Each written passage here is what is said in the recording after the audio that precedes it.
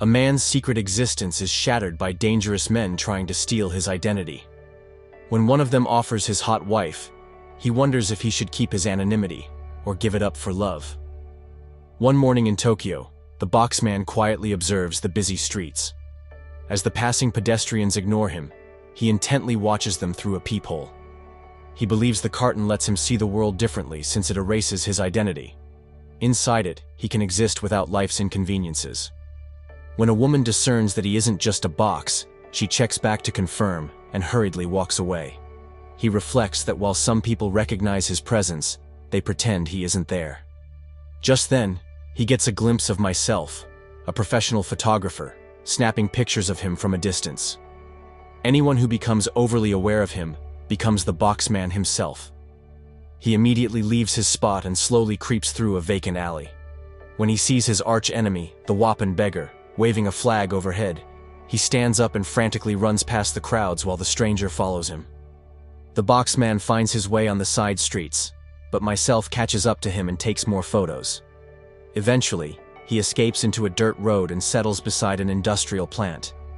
He sleeps inside the box and wakes up the next morning, relishing his isolation and anonymity.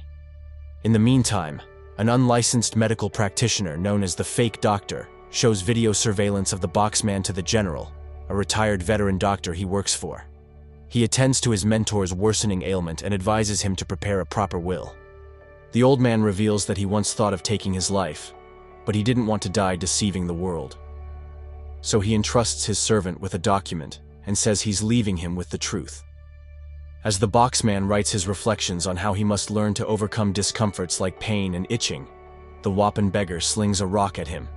He flees, but his nemesis pursues him, forcing him to fight desperately for his survival. When the pauper lunges at him with a spear, the fake doctor disables him with a rifle. The gunman takes his turn chasing him, but he takes pictures as evidence of the attempt on his life.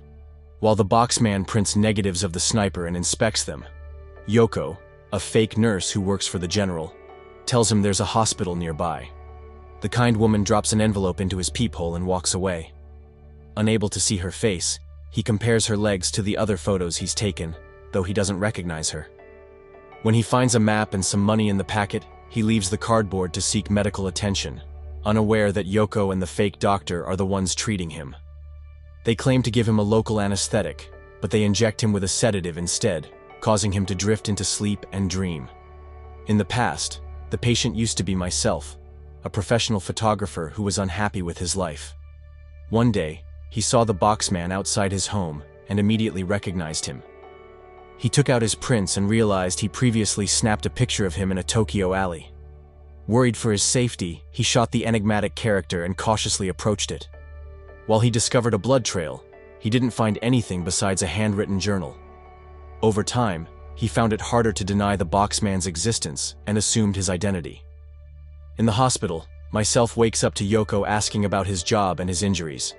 He says he's a photographer, although the person who hurt him wasn't wearing a carton. He adds that the boxman might be someone he knows, and that he's probably a skilled lensman who captures the unseen parts of Tokyo and bears one's soul with his camera. Yoko mentions she won't mind if he takes photos of her since she used to be a model who removes her clothes in front of spectators. She shares that when a client got her pregnant, she almost died from complications. Thankfully, the doctor saved her life and let her work as a nurse despite lacking credentials. Myself wonders if he holds that favor over her head, but she doesn't answer him directly and says that she loves her new job because it makes her feel useful.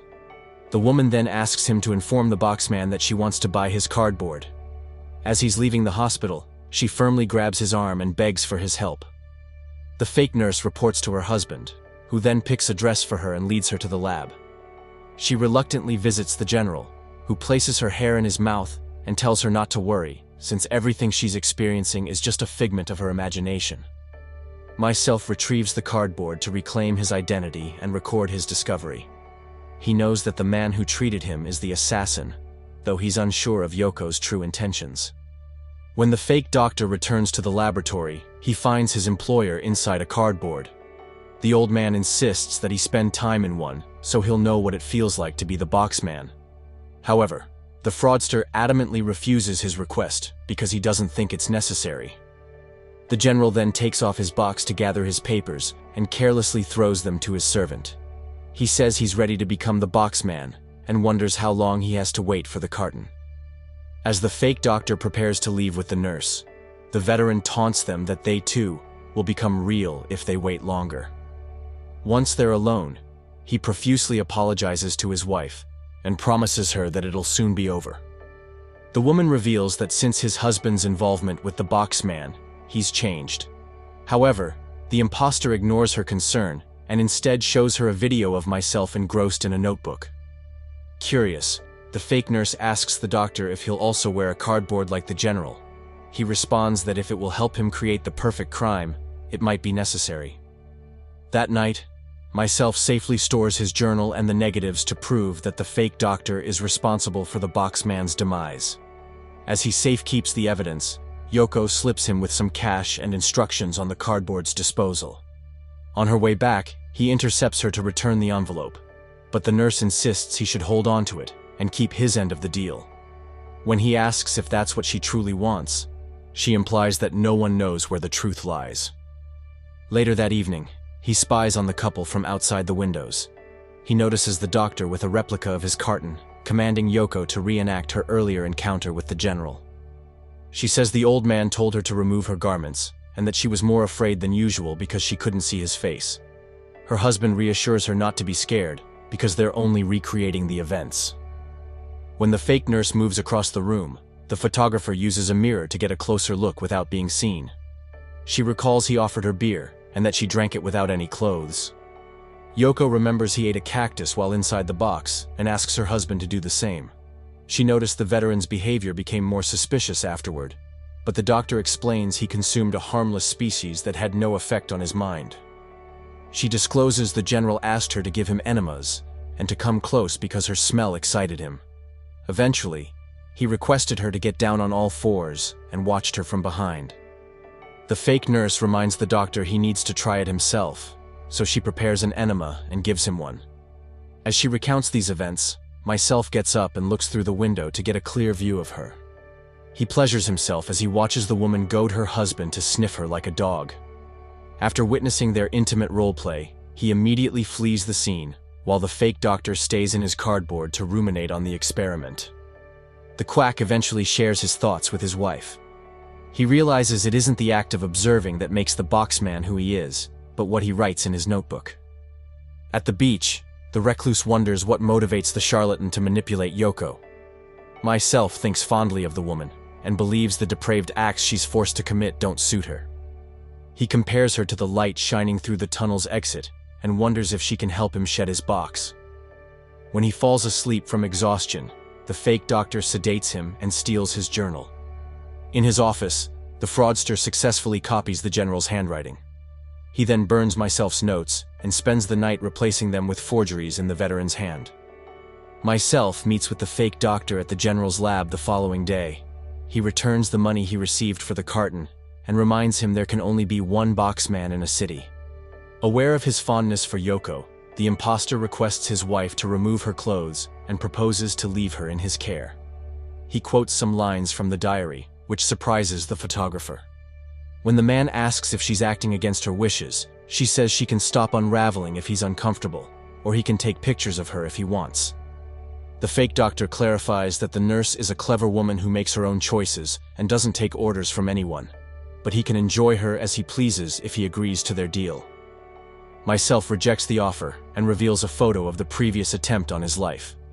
He then challenges the assassin to finish what he started and pounces at him without warning. A battle ensues, and the men chase each other across the laboratory. When the photographer charges at the defenseless doctor, Yoko uses her body as a shield and stops the attack. Suddenly, the fraudster is confused about what's happening and asks the boxman who he is and what he's currently doing. Myself explains he's fighting with him and that he's going to win. The quack wonders who wrote this part of the story, because he recalls reading it in the journal. According to the photographer, he's the writer, and the fake doctor is a product of his delusion. He says this awareness is proof he's the real boxman, but when the imposter implies that he may be the one writing it, the general appears behind the peephole and claims this is his story. The charlatan continues to ramble that someone else may be inventing their tale, and myself strikes him dead. When the attacker removes the cardboard to see who's under it, he's perplexed to find a stranger and begins to question his own identity. The fake doctor wakes up in his study the next day. He tells Yoko that he's creating a story about a deranged person who becomes the Boxman and accidentally falls to his death at sea. The nurse cautions her husband to be careful and to simply let the general die naturally, but he wants to use the tampered journal to cover their tracks and have an alibi for their crimes. His wife watches worriedly as he returns to the desk to write a confession scenario. Meanwhile, a detective investigates an old man who washes up ashore. In her report, she states that evidence suggests he died of drowning and might have fallen to the sea by accident. Before the tragedy, local residents had seen a homeless man wandering in a box. The remains were found wrapped in a similar cardboard, along with a thick diary and a watch. During questioning, the fake doctor reveals that the general was a veteran physician who shifted to private practice, and that he had long wanted to take his own life. He explains that his mentor was researching a plant and regularly tested it on himself when he caught a strange illness that worsened over time. As he became less capable of performing his duties, he was forced to take over his responsibilities at the hospital despite lacking a license. When the detective calls him out for hiding information, the fraudster discloses that the general had threatened to expose his illegal practice if he didn't supply him with more painkillers. The old man also asked him to offer his wife and made her perform lewd acts. He tells the investigator that his employer's behavior has become increasingly erratic, and he'd walk around in a box. The woman silently walks up to him, and he suddenly finds himself back in his office as he rips the confession story he'd been writing. The fake doctor wears the box and visits the general to inform him that the conditions he requested for the drowning are ready. He reproaches the old man for threatening to expose him and for playing with him and his wife. He realizes it will be impossible to cover their tracks if they follow through with the plan. But if he takes the life of the veteran and becomes the Boxman, then it will be the perfect crime. The doctor then strangles his mentor and takes on his new identity. As he's leaving the hospital, Yoko confronts him, and he tells her they are now both free of their burdens. Meanwhile, Myself wakes up on the beach and finds his box torn by the sea, so he pieces it together and wears it. He later comes across the imposter, who says he's the real Boxman. When the fake doctor returns his journal and advises him to search it for answers, the photographer remarks that he's the one who wrote it. However, the man says that maybe someone else wrote it and walks away. Myself flips through the pages of his notebook and visits the nurse at the hospital. In her room, he expresses his disappointment that the fake doctor has become the real Boxman. When Yoka tells him to take off his carton, he asks if she can lend him clothes because he isn't wearing any. She laughs at his embarrassment and gives him some garments, then says it's his turn to experience being watched. The nurse draws the curtains for privacy and instructs him to come out. As sunlight shines behind the woman, Myself gazes at her and realizes she really is the exit to the tunnel. He slowly emerges and throws his diary, then whisks Yoko towards the exit. However, he changes his mind as they're running and covers the windows with cardboard, wanting to lock the entire world in a box. The couple returns to the nurse's room to enjoy its silence and isolation. She slowly unravels her clothes, and he stands up to embrace her.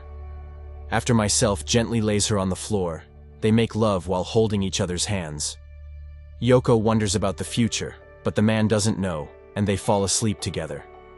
She wakes up and discovers he's obsessed with his journal again, so she leaves him. After finishing his writing, he sheds the carton from his clothes and reflects on his past. While he admits to failing as the Boxman, he has no regrets over the choices he made. He was saddened by his love's departure, but he understood her decision. Myself believes she didn't escape and simply entered a larger box, where she is now lost. The man passes through the laboratory and ruminates as he tries to find his way out of the hospital. He's learned that the more you struggle with your box, the more mazes you create inside of you, and soon you'll end up in a dark world without any exit. Outside, Myself gets caught in a confusing warren of narrow streets. When he catches a glimpse of Yoko passing by, he follows her trail and eventually sees her in an open space. However, when he approaches the woman, she disappears, and he suddenly finds himself surrounded by people inside boxes, gawking at him through their peepholes. Confused, he steps back and bumps into another cardboard behind him. When myself peeks into it, he learns there's an audience watching him from a movie theater. The photographer realizes that people have been observing him this whole time, feeling joy and despair as they enjoy the view by themselves. He concludes that spectators have created his world, and his story is nothing more than a product of their imagination. Surprised by the discovery, myself backs away and doesn't take his eyes off the carton, now fully aware that the real Boxman is you. Subscribe to watch more videos like this, turn on notifications and leave a like to help the channel out. Thank you for watching.